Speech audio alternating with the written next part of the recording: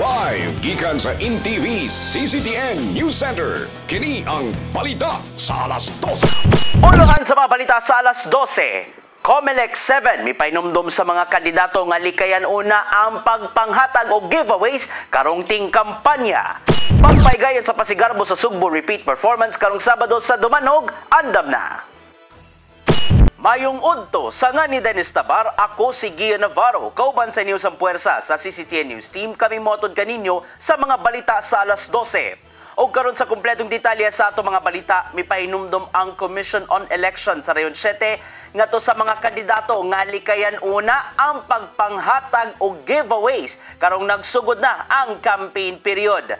Matod silang admin officer nga si Jason Ivan de los Santos nga pinaagi niini malikayan ang grabing paggasto ingon man patas kapag pangampanya sa mga kandidato. Pinasubay kini sa bag-o nilang direktiba gikan sa COMELEC National Office nga naglikay sa pagpanghatag sa bowlers, caps, t-shirts ug uban pa tungod kay gideklarar na kining illegal. Apil usab sa gilikayan sa pagpanghatag og giveaways mao ang pack meals.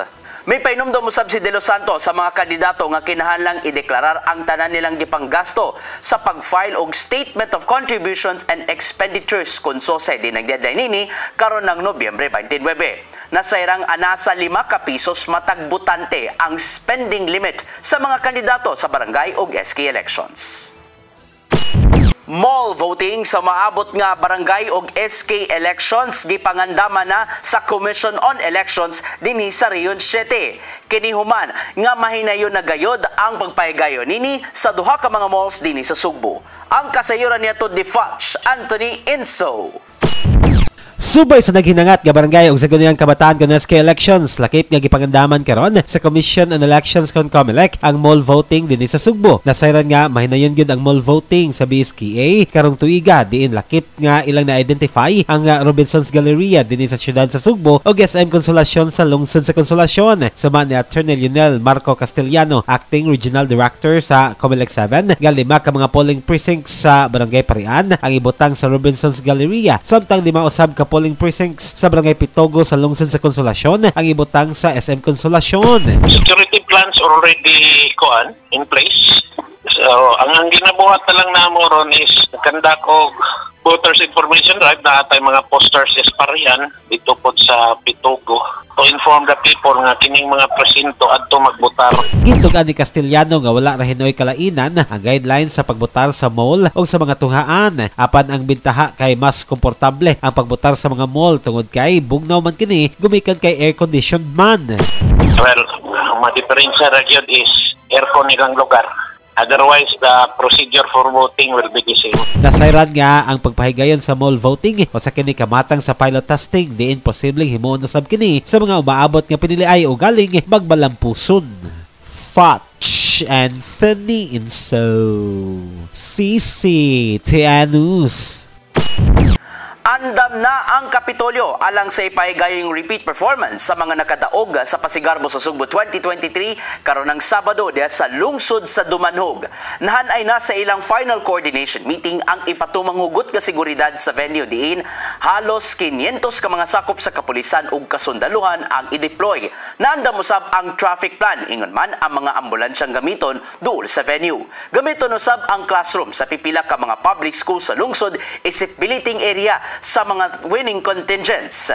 Ipaygayon ang repeat performance sa 15 ka mga mananaog karong Sabado sa CTU Dumanog Campus sa takna nga 1:30 sa hapon. Pag-aablihan ang gates sa venue sa alas 10:30 pa lang sa buntag. Mong giawhag ang mga mananaw nga magsulob og t-shirt nga dunay tatak nga Love the Philippines aron makasulod nga libre. Sa uban pa mga balitagi, makak sa pipila ka mga opisyal sa Philippine Health Insurance Corporation kon PhilHealth ang pasangil bahin sa gingong dili maayo nga liderato sa ahensya. Kiniuman nga mihangyo si Health Secretary Ted Herbosa nga ipaubos sa reassignment ang Executive Committee sa PhilHealth. Nasayrang wa misalig si Herbosa sa mga sakop sa Execom tungod sa gingong pagka-incompetent, negligent ug dili maayong pagdumala sa ahensya. Gitawd ni PhilHealth President and CEO Emmanuel Ledesma Jr. ang panahom ug ang desisyon sa board dungan sa iyahang kasubo. Matudiya nga aduna sila'y maayong nabuhat sa ahensya, sama na lang sa pagsaka sa benefit packages ug uban pa.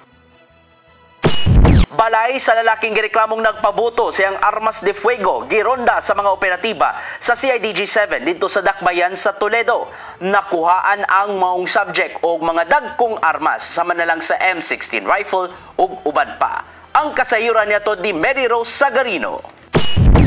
Gironda sa mga sakop sa Criminal Investigation and Detection Group kon CIDG ang panimay ni Fered Joseph Baina kagabi sa Barangay Ibo, Dakbayan sa Toledo. Pinasubay kini sa search warrant nga giluwatan sa Regional Trial Court Branch 29. Matod sa CIDG nga si Baina gireklamo sa mga silingan nga kanunay kining magpabuto sa iyang M16 rifle o gubang matang sa mga dagkong armas de fuego. Apan sa dihang giserve na ang warrant, wala ang subject sa ilang panimay. Maong nakuhaan kini og Sterling 9mm submachine gun, M16 rifle ug mga balan niini. Ang maong operation kabahin sa Oplan paglalansag Omega sa CIDG batok sa loose firearms. Una nang nakadawat og reklamo ang CIDG-7 labot sa giingong kanunay nga pagpasalba ni Baina sa ilang lugar. Maong gipaubos kini sa validation.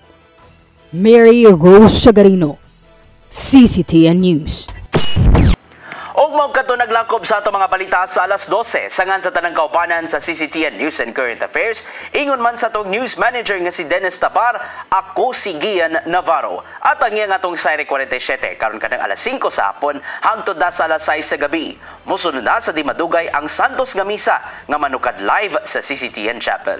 Daghang salamat, daygo ng Dios.